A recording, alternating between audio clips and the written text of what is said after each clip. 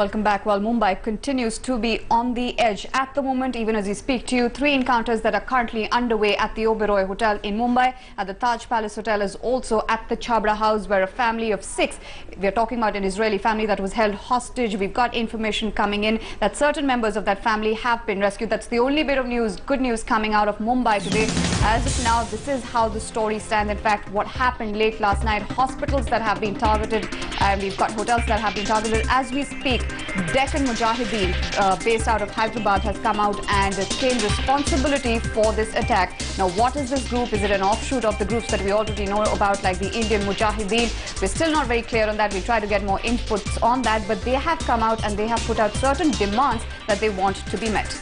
In fact, just to get a little bit more about this terror mail that has been sent to all media organizations of the Deccan Mujahideen claiming responsibility for these deadly attacks in Mumbai, we're joined by Deputy Editor Rajesh Sundaram to speak a little bit more about this. Rajesh, if you could just take us through the terror mail and what really does it say?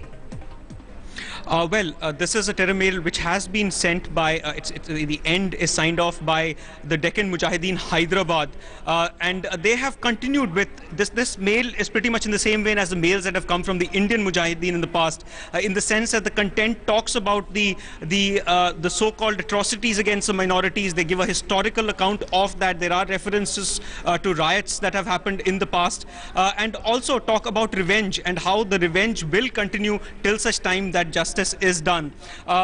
It has very strong communal overtones. It has it talks about atrocities, but also talks about injustices and how they will use terror to meet their ends. They also have a reference to the ATS. If you remember, September 17th, which was the last email that the Indian Mujahideen said, they had sent out a clear message to the ATS that they should stop what they allege was the harassment of innocent people from the minority community, or else they said that they would take revenge. And right now they have taken they have spoken about the ATS in a similar way, and they've said that they are going to take revenge. They've said that the ATS does not have the kind of infrastructure or the weaponry that they claim to have, and they said that they would hit at the ATS, and which is what they did yesterday. They said that the attack on Mumbai is just a reminder to the Indian government that they should take these threats that are coming on the email very seriously,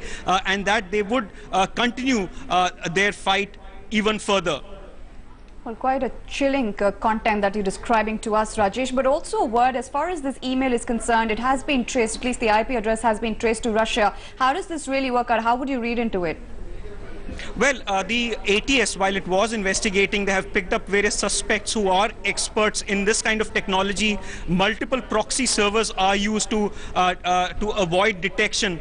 Earlier, what was happening was that the investigating agencies would get to the IP address from which these emails were sent, and that was clearly something that was giving leads to the investigating agencies. Now, for the first time, they have, since it's coming from a server which is outside the country, a server, there is suspicion now that they would be using a network of proxy servers to avoid detection, and perhaps even erasing some of the electronic footprint that they leave behind. So this is something that they would have to look at. Some of the suspects that they have arrested in the past do have expertise in technology like this to avoid detection, to erase electronic fingerprints that they leave behind.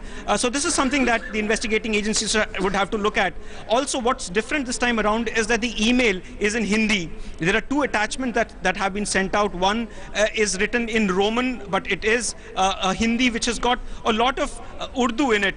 Then the other attachment is written in Devanagari, but it is a Devanagari which has got a lot of Urdu words in it. Unlike in the past where the emails were in English, there were a few references, there were a few, from the Holy Scriptures in Arabic. There was some of that, but most of the emails that came in the past, the content overwhelmingly was in English, and very good English at that. But this one purely is different from the emails that have come in the past, in the sense that it is in Hindi and it has a liberal sprinkling of Urdu words in it.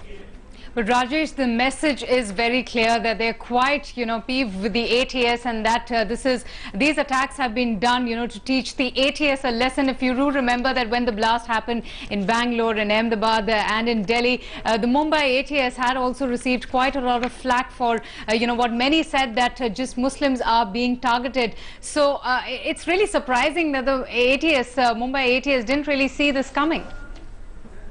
The writing was, I mean, if they took the warning seriously last time, they had warned the Mumbai ATS team that they had accused them of harassing the minority community, about picking youth up at random and torturing them, and they had said that if that did not stop, they would go out and hit at the ATS, not just the ATS in Maharashtra, but in Gujarat, in Madhya Pradesh and Rajasthan, and they have made good the threats that they made in the past. They have there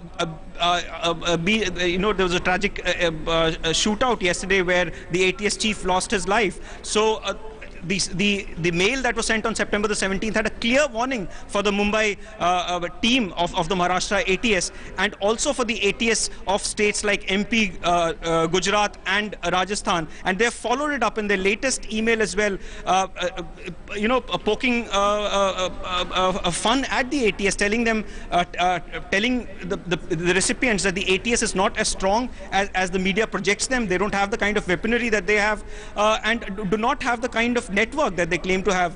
So clearly the ATS is a target of these emails, and that seems to be the common thread in the email that has come now and the emails that have come in the past. Rajesh Sundaram, thank you so much for those crucial details that you've just shared with us about this email that has come in from the... In fact, we've also got the Chief Minister of Gujarat, Mr. Narendra Modi, now on the phone line with us. Mr. Modi, thanks so much for speaking to us. Your first reactions, sir, to what's happened in Mumbai. देखिए, मुंबई में जो हमला हुआ है वो अत्यंत भयंकर है। पिछले 25 साल से हिंदुस्तान जो आतंकवादी हमलाओं का शिकार हुआ है, इसमें सबसे बड़ा भयंकर और पूरी तैयारी से किया गया हमला है। ये हमला सिर्फ मुंबई पर नहीं है, ये पूरे हिंदुस्तान पे हमला है, पूरी मानवता पर हमला है।